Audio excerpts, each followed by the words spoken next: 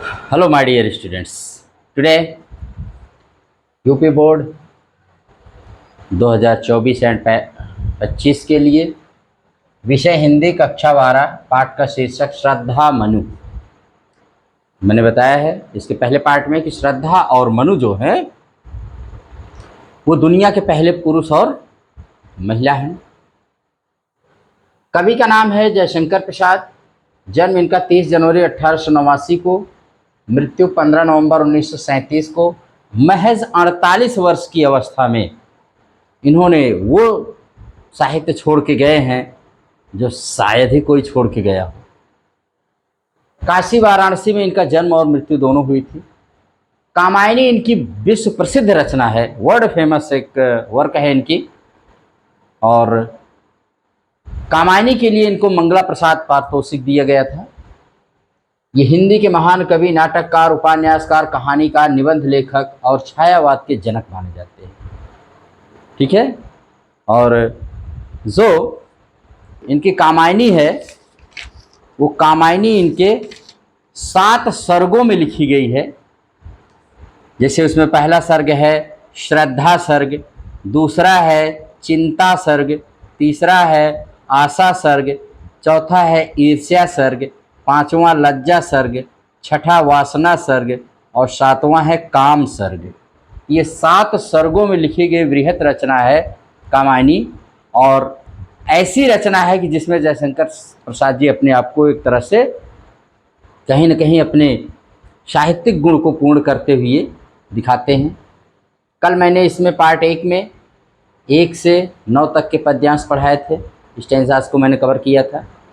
इसमें 4-4 लाइन के 2-2 स्टैंजा को एक स्टैंजा बनाया गया है या बनाया है मैंने। और अगला है आज 10 से 18। तो हम लोग आज वाले पद्यांश को देखते हैं। आप जान रहे हैं इसमें मैंने बताया आपको कि मनु से मीटिंग होती है श्रद्धा की। और श्रद्धा जो है पहले अपना परिचय देती है, फिर मनु को लेती है और उसके बाद मनु जो उदास हैं, जीवन में असहाय से अपने आप को मानते हैं, दुखी हैं, उनको उत्साहित करती है और नई सृष्टि के लिए उनको प्रेरित करते हैं, इंस्पायर करते हैं, मोटिवेट करती हैं। कि आप बताइए मनुष्य होकर के आप उदास हैं। कहीं न कहीं वो मैथिली शरण गुप्त की लाइन कि नर हो न निराश करो मन को। आइए उसी को देखते हैं। अगला स्टैंजा 10वां। दुख की पिछली रजनी बीत, दुख की पिछली रजनी बीत, विकसता सुख का नवल प्रभात, एक पर्दा यह झीना नील, छिपाए हैं जिसमें सुख गात, छिपाए हैं जिसमें सुख गात। जिसे तुम समझे हो अभिशाप, जिसे तुम समझे हो अभिशाप, जगत की ज्वालाओं का मूल, इसका वह रहस्य वरदान, कभी मत इसको जाओ भूल, इसका वह रहस्य वरदान, कभी मत जाओ इसको भूल, कभी मत इसको जाओ भूल। रजनी माने रात होता है, विकसता निकलता, नवल प्रभात नया सवेरा, झीना पतला, अभिशाप माने शाप अशुभ का कारण, जगत माने संसार, ज्वाला आग, समस्या मूल आधार, ईश माने ईश्वर, रहस्य वरदान। यहाँ श्रद्धा मनु को उदासी त्याग कर कहते खुश रहो यार, बी हैप्पी, आप खुश रहिए, प्रसन्न रहिए, जीवन का यही एक लक्ष्य है, जीने की प्रेरणा दे रही है। बी होपफुल, आशावान बनो, आशा ही जीवन है, निराशा जीवन नहीं है। श्रद्धा कहती है दुख की रात के मध्य ही सुख का नया सवेरा होता है, रात के बाद ही सवेरा आता है, दिन आता है। जिस प्रकार प्रभात का प्रकाश अंधकार के महीन पर्दे में छिपा रहता है, उसी प्रकार सुख भी दुख के महीन आवरण में छिपा रहता है। यानी कभी सुख कभी दुख, यही जीवन का क्रम चलता रहता है। कहने का तात्पर्य दुख का यह प्रभाव अधिक देर तक नहीं टिकता, नई आशाओं सजोए हुए सुख का आगमन होकर रहता है, कोई रोक नहीं सकता इसको। और श्रद्धा कहती है आगे कि जिस प्रकार जिस दुख से परेशान होकर तुमने उसे अभिशाप मान लिया है और उसे ही सारी समस्याओं का कारण समझ बैठे हो, किंतु इस रहस्य को समझ पाना आसान नहीं, बावजूद इसके तुम इस बात को हमेशा याद रखना चाहिए कि दुख रूपी वरदान ही मानव को सुख प्राप्त करने के लिए सदा प्रेरित करता है। कहने का मतलब जो दुख रहता है तो इंसान उसको बदलने के लिए, सुख में बदलने के लिए सारे प्रयत्न करने लगता है, सारी कोशिश करने लगता है। अगर दुख ना आए तो मनुष्य सुख की अभिलाषा कहाँ से करेगा। बहुत सुंदर। अगला देखते हैं।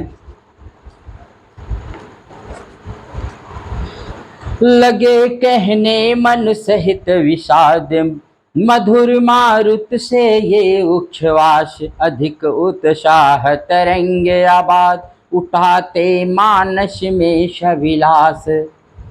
किंतु जीवन कितना निरुपाय, लिया है देख नहीं संदेह, निराशा है जिसका परिणाम, सफलता का वह कल्पित गेय।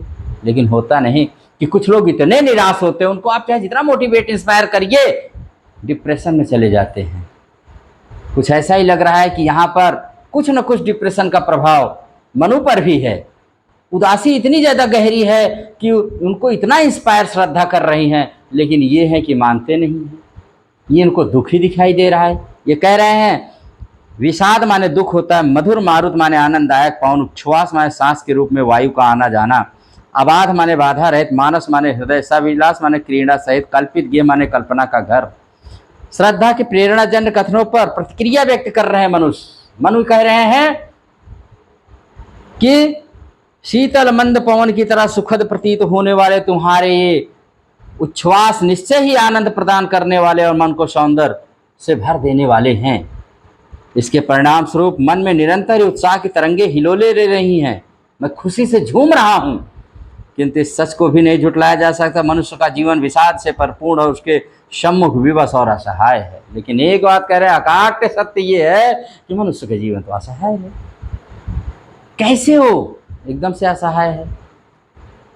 हम जीवन में अनेक सफलताओं की कामना करते हैं, लेकिन सच्चाई तो यह है कि हम उनका सबका एकमात्र परिणाम एकमात्र निराशा के रूप में ही प्राप्त होता है। हम इतना सब कुछ चाहते हैं, मिलता क्या है? सिर्फ दुख ही दुख मिलता है। इस छोटे से जीवन में हमें अपनी विभिन्न चाहों की पूर्ति कभी नहीं कर पाते और एक दिन हमें इस संसार को छोड़कर जाना पड़ता है। अतः कहा जा सकता है हमारा जीवन सफलता की कल्पनाओं का घर है। कल्पना करते रहते कि ये सफलता मिलेगी, लेकिन ऐसा होता नहीं। अब श्रद्धा फिर बोलेंगी। कहा आगंतुक ने सहिष्णे, अरे तुम इतने हुए अधीर। कहा आगंतुक ने सहिष्णे, अरे तुम इतने हुए अधीर। हार बैठे जीवन का दांव, जीतते मर कर सके, जीतते मर कर जिसको वीर, जीतते मर कर जिसको वीर।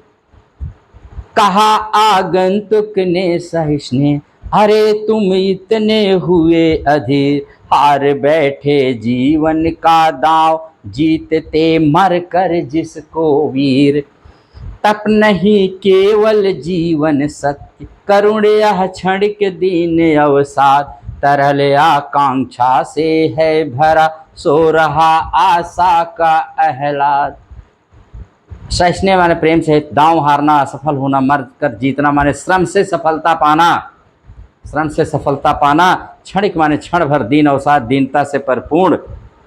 तरल प्रगति की, तरल आकांक्षा माने प्रगति की चाह, आह्लाद माने प्रसन्नता खुशी। यहाँ श्रद्धा निराशा में डूबे, अवसाद में पड़े हुए, डिप्रेशन में पड़े हुए मनु को उत्साह, आशा, इन सब हर्ष, इन सब गुणों से इनका सबका संचार करना चाह रही है और कह रही है कि हे तपस्वी, तुमने धैर्य खो दिया। अब तुमसे उस सफलता को पाने की तीव्र उत्कंठा विशेष नहीं है जिसे वीर पुरुष अपने परिश्रम के बल पर प्राप्त करते, क्योंकि साहसी और कर्मवीर बनने की जगह तुम निराशा और हतोत्साहित हो गए हो। हे तपस्वी, केवल तपस्या को जीवन का ध्येय बनाना कदापि उचित नहीं है, क्योंकि बस यही एक जीवन का सत्य नहीं है। तुम जिस करुणा और दीनतापूर्ण दुख की स्थिति में जी रहे हो, वह अविलंब ही समाप्त होने वाली है। माने समाप्त हो जाएगी ये दीनता, ये दुखीपन तुम्हारा। वास्तव मानव जीवन उत्साह, आशा, खुशियों से भरा हुआ है। बस आवश्यकता उसे जगाने की है।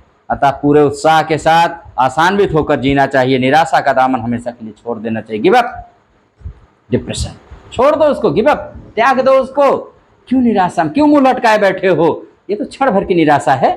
जीवन में कोई भी चीज़ टिकाऊ नहीं है। यहाँ कोई आता है तो कोई जाता है, कोई मरता है तो कोई जीता है, एक आ रहा है एक जा रहा है, तो संसार का नियम है। ठीक है, और आगे फिर कह रही है, प्रकृति के यौवन का श्रृंगार कभी करेंगे कभी न बासी फूल। प्रकृति के यौवन का श्रृंगार करेंगे कभी न बासी फूल। मिलेंगे वह जाकर अतिशीघ्र, आह उत्सुक है उनको धूल, आह उत्सुक है उनको धूल।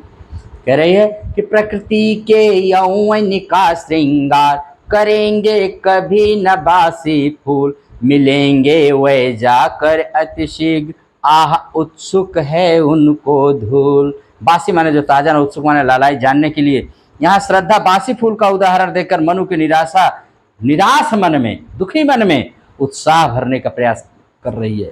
श्रद्धा कह रही है, प्रकृति की शोभा कभी भी बासी या मुरझाए हुए फूलों से नहीं होती है। जो फूल ताजे हैं, खिले हुए, उन्हीं की सुंदरता और खुशबू से उद्यान अथवा वंश शोभित होते हैं। आप देखते हैं कि कभी हम बासी फूल देवताओं को चढ़ाते हैं, क्योंकि हमको पता है कि बासी फूल से कुछ होने वाला नहीं है। माने उदास मन जो है, जो उदास और दुखी लोग हैं, उनसे इस दुनिया में कुछ नहीं होता है। करते वही है जो ताजे मन से भरे रहते हैं। डाल से टूटे हुए फूलों का तो बस एक ही परिणाम होता है, और वह है धूल में मिलकर अपने अस्तित्व को समाप्त कर लेना। अतः मानव की भी निराशा और अकर्मण्यता त्याग कर आशा और उद्यम के सहारे अपने जीवन को सार्थक बनाना चाहिए। निराशा में रहोगे तो मिट जाओगे, समाप्त हो जाओगे। आशा से जियो, जिंदगी जी कर जाओगे। अगला देखते हैं। बहुत खूबसूरत, कितने उत्साह, कितने हर्ष और आशा का संचार करना चाह रही है। इससे एक शिक्षा दे रही, ये श्रद्धा मनु को ही नहीं, यहाँ पर कवि हमारे जयशंकर प्रसाद जी समस्त मानव जाति को ये शिक्षा दे रहे हैं कि निराशा में जीवन नहीं है, जीवन आशा में है। Where there is a will, there is a way। जहाँ आशा है वहीं जीवन है, जहाँ निराशा वहाँ मृत्यु है। एक तुम यह विस्तृत भूखंड, प्रकृति वैभव से भरा अमन। कर्म का भोग, भोग का कर्म, यही जड़ का चेतन आनंद। अकेले तुम कैसे असहाय, यजन कर सकते तुच्छ विचार। तपस्वी आकर्षण से हीन, कर सके नहीं आत्मविस्तार, कर सके नहीं आत्मविस्तार। विस्तृत माने विशाल, बड़ा भूखंड, धरती का टुकड़ा। वैभव माने सुंदर, संपदा। आनंद माने प्रयत्नशील, प्रकाशमान, जड़ माने स्थित, धरा। चेतन माने सजीवता। असहाय निराश्रित। यजन माने यज्ञ। तुच्छ माने अधम, निम्न। आत्मविस्तार माने अपनी उन्नति। श्रद्धा निराशा से भरे मनु को मन में आशा का दीप जलाना चाहती हो। कहती एक ओर तुम हो कि बस निराशा और असफलता की बातें करते हो, दूसरी ओर प्रकृति संपदाओं से भरपूर यह विस्तृत भूभाग है। आप प्रकृति को देखिए, चारों तरफ आशा ही आशा भरी हुई है, जो हमें नित आशाओं और उत्साह से भरकर कर्मवीर बनने का संदेश देता रहता है। तुम्हें इस प्रकार निराश और उद्यमहीन होकर जीवन नहीं बिताना चाहिए, बल्कि कठिन परिश्रम करते हुए इस पृथ्वी पर स्थित संसाधनों का उचित रूप से उपभोग करना चाहिए। प्रकृति में जो चीजें उनका उपभोग करो, काहे निराश हो। हमें अपने कर्म के अनुसार ही फल की प्राप्ति होती है। इस कहते नहीं है, हम इस जन्म में किए गए अच्छे या बुरे कर्मों के आधार पर अगले जन्म में सुख या दुख का भोग करते हैं। हमें निष्काम कर्मयोग अथवा फल पाने की चिंता को त्याग कर कर्म में रत रहने के सिद्धांत का अनुसरण करते हुए जीवन जीना चाहिए। हमारे प्रकृति में भी इसी सिद्धांत का पालन किया जाता है। पेड़ पौधे कैसे जीवन जीते हैं? पेड़ पौधे जिन्हें जड़ माना गया, निस्वार्थ भाव से फूलते फलते हैं। यह जड़ प्रकृति का चेतन आनंद है। अतः हमें प्रकृति से सीख लेकर अपने जीवन को कर्म में लगाए रखना चाहिए। बहुत बड़ा गीता का ज्ञान दे रही हैं भाई यहाँ पर श्रद्धा जी। कर्मेणैवाधिकारस्ते मा फलेषु कदाचित्।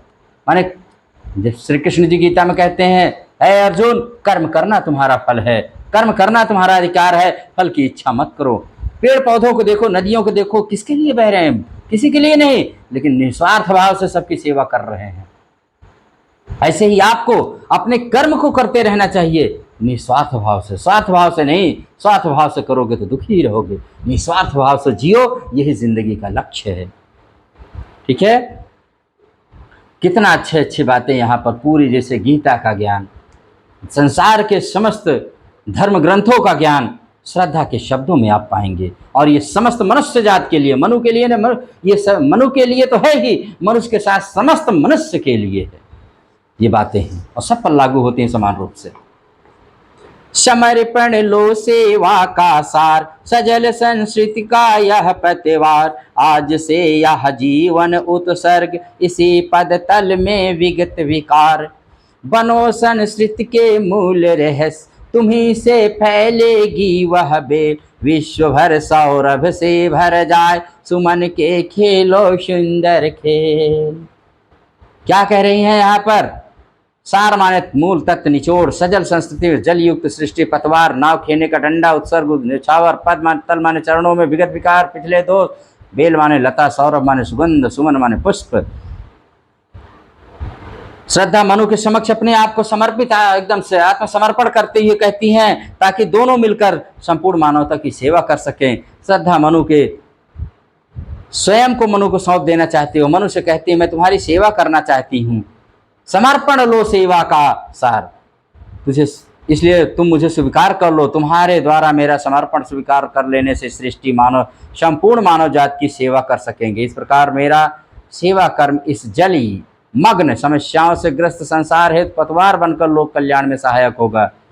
तुम्हारे पिछले सभी दोषों को भूलकर मैं आज से अपना जीवन तुम्हें सौंप रही हूँ। जग कल्याणार्थ मुझे अपने जीवन संगनी स्वीकार कर लो। मैं जीवन भर तुम्हारा साथ देकर अपने कर्तव्यों का पूर्णतः निर्वाह करूंगी। यही बता रहे हैं। श्रद्धा आगे कहते हैं, तपस्वी मुझे अपनाकर सृष्टि को आगे बढ़ाने में सहायक बनो और इसके रहस्य और जीवन मरण के सच का साक्षात्कार करो। इस सृष्टि को तुम्हारी नितांत आवश्यकता है। तुम्हारे द्वारा इस सृष्टि की बेल, तुम्हारे द्वारा ही जीवन, ये दुनिया आगे बढ़ेगी, बेल जीवन पा सकेगी। तुम मुझे अपनी संगनी पत्नी के रूप में सहर्ष स्वीकार कर लो, ताकि संसार रूपी बेल को सूखने से बचा लो। तुम्हारे ऐसा करने से सृष्टि के सुंदर खेलों को खेलने संपूर्ण विश्व मानव रूपी सुगंधित पुष्पों से सुवासित हो उठेगा और प्रकृति खुश होकर के झूमने लगेगी। बहुत अच्छी बात भाई। आइए अगला देखते हैं। और यह क्या तुम सुनते नहीं, विधाता का मंगल वरदान, शक्तिशाली हो विजयी बनो, विश्व में गूंज रहा जयगान। क्या लाइन, डरो मत अरे अमृत संतान, अग्रसर है मंगलमय वृत्त, पूर्ण आकर्षण जीवन केंद्र, खिंची आवेगी सकल समृद्धि। यहाँ पर प्रस्तुत पद्य मनु, विधाता माने ईश्वर शब्द देख लीजिए, भाग्य निर्माता, मंगल वरदान, शुभ आशीष, अमृत संतान, अमर पुत्र, देवपुत्र, अग्रसर आगे की ओर, गतिशील, मंगलमय वृद्धि, कल्याण कई में उन्नति, सकल माने संपूर्ण, समृद्धि माने वैभवशाली, खुशहाली। यहाँ मनु के एकांत और निराश जीवन में आशा का संचार करती श्रद्धा उसे नवीन मानव सृष्टि का प्रवर्तक कहती, इसके जनक बनो। श्रद्धा मनु से कहती, तुमने इस संसार की रचना करने वाले विधाता का कल्याणकारी वरदान नहीं सुना क्या, जिसमें उन्होंने कहा शक्तिशाली बनकर विजय प्राप्त करो। श्रद्धा कहती, हे देवपुत्र मनु, तुम इस नवीन सृष्टि का विकास करने के लिए तैयार हो जाओ। किसी भी प्रकार की आशंका से भयभीत न हो, क्योंकि कल्याणकारी उन्नति तुम्हारे सम्मुख है। तुम्हारा जीवन आकर्षण से भरा हुआ है। तुम सभी सुख संपन्नता और वैभव स्वयं ही तुम्हारे सम्मुख उपस्थित हो जाएगा। कितना उत्साह से भर रही हैं यहाँ पर श्रद्धा मनु को। विधाता की कल्याणी सृष्टि सफल हो इस भूतल पर पूर्ण, पटे सागर बिखरे ग्रह पुंज और ज्वालामुखियां हो चूर्ण, उन्हें चिनगारी सदृश दर कुचलती रहे खड़ी शानन, आज से मानवता की कीर्ति अनिल भूजल में रहे न बंद, अनिल भूजल में रहे न बंद। भूतल माने धरातल, पटे माने भरे, ग्रह पुंज माने ग्रहों का समूह, चिनगारी सतत माने गर्भ सहित कीर्ति, यश। स्वयं मनु को सौंप देने का प्रस्ताव। श्रद्धा को विश्वास रख, श्रद्धा मनु को विश्वास दिलाती, हम दोनों के प्रयास से संपूर्ण जगत में सभी दिशाओं मानवता की कीर्ति फैलेगी। लोग जानेंगे कि मानव भी एक प्राणी है। सृष्टि की रचना में सहायक बनने के लिए मनु को प्रेरित करते श्रद्धा कहती है, मानव सृष्टि संसार के समस्त जीव जंतु एवं प्रकृति के लिए कल्याणकारी है।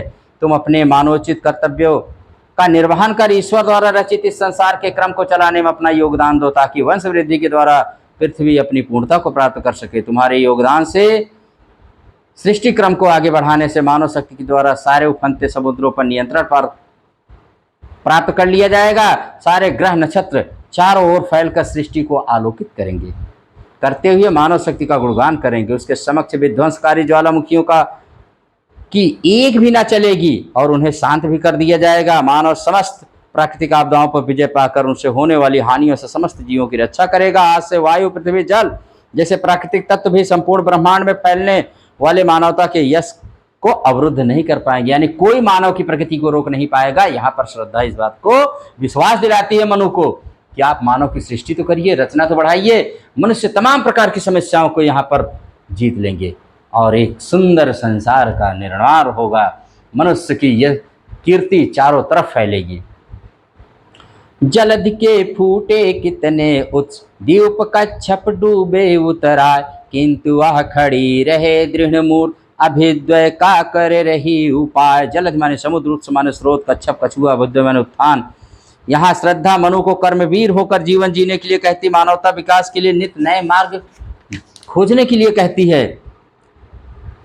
यहाँ पर कह रही है, पृथ्वी के जलमग्न होने की बात प्रलय का उल्लेख करते श्रद्धा मनु को समझाते कि भीषण प्रलय में समुद्र के बहने बहुत से स्रोत फूट गए थे और चारों ओर जल ही जल हो जाने की स्थिति में द्वीपों सहित कछुआ आदि समस्त जीव जंतु उसमें डूबने और बहने लगे थे। इसकी बावजूद मानवता की रक्षा और उत्थान हेतु नव प्रयास जारी है। मानवता की दृढ़ मूर्ति के रूप स्वयं हम दोनों यहाँ एक साथ विद्यमान हैं। इतना सब कुछ हो जाने के बाद पूरी दुनिया प्रलय हो गई, समाप्त हो गई, नष्ट हो गई, लेकिन हम दोनों मिल रहे हैं तो कुछ इसका शुभ संकेत है। यहाँ श्रद्धा की बातों का तात्पर्य, महाप्रलय के बाद भी मानवता अपने अस्तित्व की रक्षा करने में विजयी रही है, तब मनु को स्वयं को निरुपाय न मानकर समस्या के समाधान पर ध्यान केंद्रित करना चाहिए। और अंतिम पद जो यहाँ पर है बहुत ही बेहतरीन पद है, दुनिया का सबसे ज़्यादा इंस्पायरिंग लाइन है यहाँ पर कि आपकी जो शक्तियाँ इधर उधर बिखरी हुई हैं, चारों दिशाओं में बिखरी हुई हैं, कहते नहीं कि एक साधे सब सधे, सब साधे सब जाए, माने एक तरफ ही माने सारी शक्ति लगा दीजिए और आप जीवन में कुछ भी पा जाइए। शक्ति के विद्युत कण जो व्यस्त विकल विखरे हैं हो निरुपाय, समन्वय उसका करें समस्त, विजयनी मानवता हो जाए। क्या है? शक्ति के विद्युत कण जो व्यस्त विकल विखरे हैं हो निरुपाय, समन्वय उसका करें समस्त, विजयनी मानवता हो जाए। विद्युत कण बिजली के कण, विकल माने अस्थिर, निरुपाय बिना उपाय के, समन्वय माने मिलन एकत्र, विजयनी माने जीत प्राप्त करने वाली। मनु यहाँ श्रद्धा ने मनु को मानवता की विजय का उपाय बताया है। कैसे बताया? श्रद्धा कहती है सृष्टि की रचना शक्तिशाली विद्युत कणों से हुई है, किंतु जब तक विद्युत कण अलग अलग होकर भटकते हैं तब तक ये शक्तिहीन होते हैं, और जब ये परस्पर मिल जाते हैं तब इनमें अपार शक्ति आ जाती है। ठीक उसी प्रकार जब मानवता अपनी शक्ति को संचित न करके उसे बिखेरता रहता है, कोई भी मानव या मनुष्य जब अपनी शक्ति को एक न करके बिखेरता रहता है तब वह शक्तिहीन बनकर बना रहता है, शक्तिहीन बनकर ही रहता है। और जब वह समन्वित हो जाता है तो वह विश्व को जीत लेने की अपार शक्ति प्राप्त कर लेता है। और यहीं पर आपकी ये कविता महान जो आपका है समाप्त हो जाता है। लेकिन मेरी एक इच्छा और भी है कि इसको मैं शुरू से लेकर के अंत तक आपको एक बार पुनः सुनाने की कोशिश करता हूँ। अंतिम पद इसका अद्वितीय है, जिसमें समस्त मानवता को एक संदेश तो बहुत सारे पद में दिया गया है, लेकिन यहाँ का संदेश अलग है कि समस्त अपनी शक्तियों को एक दिशा में लगा दो और फिर देखिए आप जो बनना चाहे बन जाए। अर्जुन वाली कि सारी चीज़ सिर्फ चिड़िया की आंख देखो, सारी शक्ति चिड़िया की आंख में लगा दो, निशाना जरूर चिड़िया की आंख में लगेगा आपका। आप जो अपने जीवन में लक्ष्य बना लो उसी के अनुसार जियो।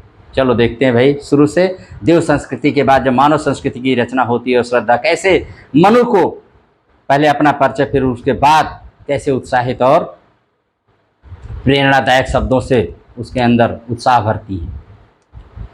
कौन तुम संस्कृत जल निध तीर तरंगों से फेंकी मणि एक कर रहे निर्जन का चुपचाप प्रभा की धारा से अभिषेक।